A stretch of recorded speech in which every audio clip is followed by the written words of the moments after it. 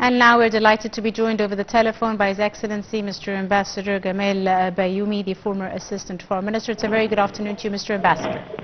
Good afternoon. How are you? Fine, thank you, sir, and thank you, Mr. Ambassador, for your time this afternoon. Now, today we witnessed the Prime Minister, Dr. Mustafa Madbouli, who was inaugurating several investment projects in the Suez Canal Economic Zone in Ain al-Sukhna, and he said that the state is giving a lot of attention and weight to the Suez Canal Economic Zone, that it has become a main attraction for foreign investments. How important do you see this statement, Mr. Ambassador?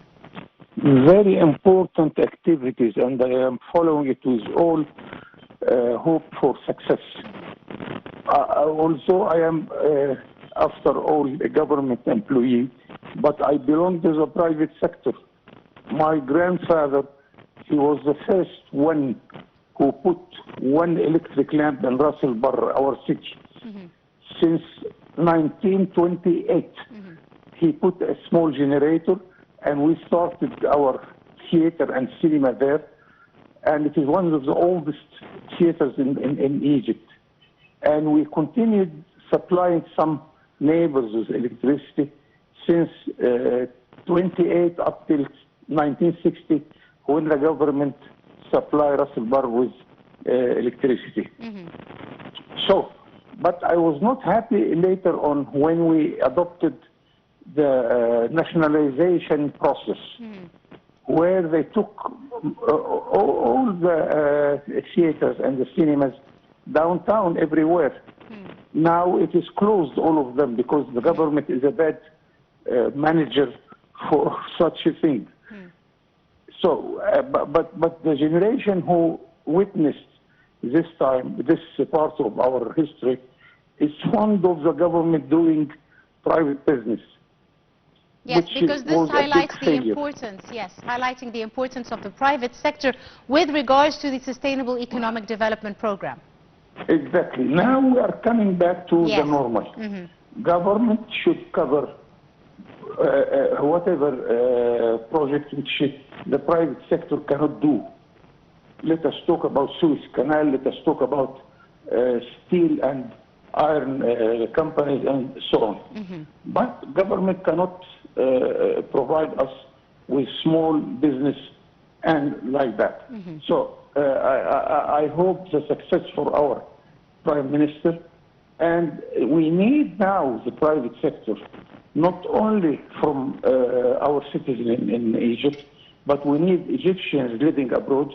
We need Arabs because they are one of the largest investors in the whole world, and they are the largest investor in our country. We need also the developed countries, because we need the technology. All of this we need in Egypt, but we have to agree, and we have to apply the public opinion to support this process, because still some of us are criticizing, calling on foreign private sector to come and invest. They want us to do it ourselves. We cannot do it ourselves. Yes, Mr. Ambassador, a main byproduct of the foreign investors and the foreign direct investments and the integration with the private sector is, of course, to generate more jobs and support sustainable development, which is a major economic goal of the Sustainable Development Economic Goals. How important do you see this byproduct of all the industrialization and all the new projects that are being implemented? Very important, as you rightly said. They create commodities. We export those commodities. We gain foreign currency for it. They create thousands of jobs for our children to have reasonable jobs. And they cover the need to more and more investment, because in order to cover all our needs, because we have a relatively high birth rate in Egypt, and we want also to cover those the needy classes in our countries, there we have to invest 30% of our income, our GDP. Our savings are still not more than 15%. So from where we shall cover the difference in this finance? Either we borrow, and many of us, and I am of them, we hate borrowing, or we invite Egyptians living abroad, or Arabs, or foreign countries to come and invest in our country, saying that Egypt does not need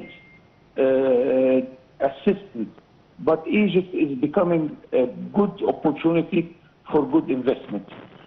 First, because we have a market, big market of 100 million inhabitants. Second, that we have free trade area with the Arab world, with Africa, and with the European Union. This means that we have a market of 2,000 million inhabitants. If we export to them, we are exempted from any custom duties.